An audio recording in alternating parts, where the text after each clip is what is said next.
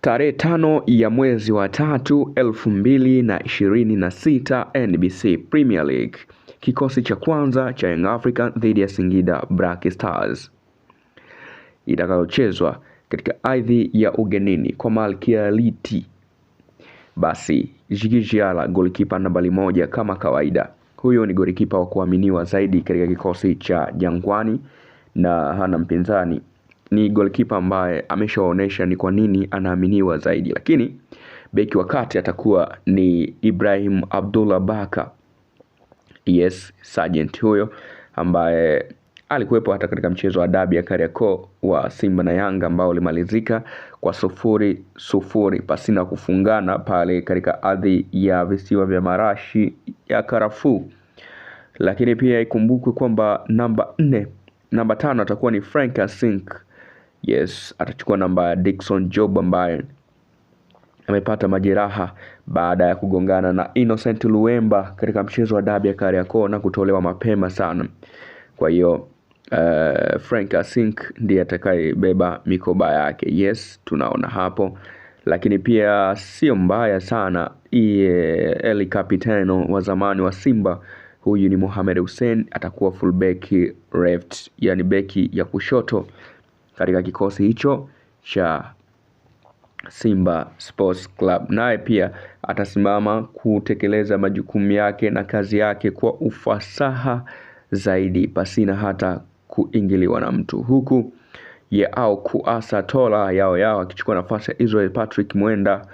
Yes, ambaye alikuwepo katika mchezo ulioisha, mchezo wa dabi ya Kariakoo baina ya Young Africans dhidi ya miamba hao ambao ni Simba Sports Club. So katika mchezo dhidi ya Black Stars Yao Kwas ataanza kama kawaida. Lakini pia kumbuke kwamba Damaro Kamara naye pia atakuwepo katika kikosi hicho cha kumwangamiza Singida Black Stars, ingawa Singida wameshaanza kula zogo na kusema kwamba hatakiwi mchezaji wao ambao walitoa kwa mkopo acheze katika dabi ya huko. Hii inaitwa Friends Derby, mechi kali kweli kweli. Lakini pia Mudathir Yahya Abbas akiwa anashirikiana na Damaro Kamara kuweza kucheza katika dimba la chini kabisa, kulifukuzia na kuliwekea utuli na uzuri kwa mapambano ya haki na usawa. Yes, mwendo wa kumenyana tu katika dabi hiyo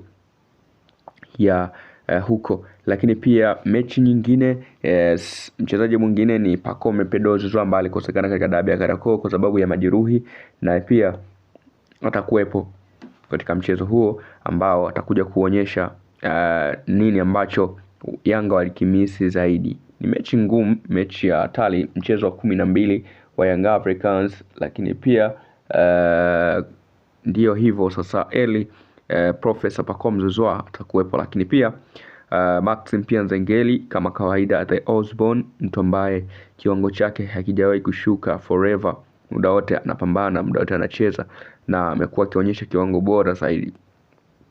Ni miongoni mwa wachezaji wenye thamani kubwa sana, ni wachezaji wenye nidhamu kubwa sana. Lakini mchezaji mwingine ni Alan Okello, Starboy. Huyu hapa miongoni mwa wachezaji pia wenye kiwango bora, wachezaji ambao wamekuwa na performance nzuri, lakini pia amekuwa akijituma kwenye uwanja akionyesha kwa namna gani ni mchezaji hatari na mchezaji wa kuchungwa zaidi. Wana Alan Okello, kiwango bora, mchezaji mwenye performance nzuri pia kwenye uwanja. Namba 10 hiyo ndiye ambaye atasimama pale. Lakini mchezaji lingine la kujimaliza bonge moja la striker ni Depu. Kwa nini Depu? Depu ni mchezaji ambaye ameshaonesha uhatari wake kwamba anafaa kuendelea kuwepo katika kikosi cha wananchi, kikosi cha kwanza. Delson Aurelio Laurindo Depu itakuwa ni mchezo wake wa 7, lakini katika michezo 6 amefunga mabao 5 akiwa ametoa assist 1. Performance shwa, yani unaweza kusema hivyo.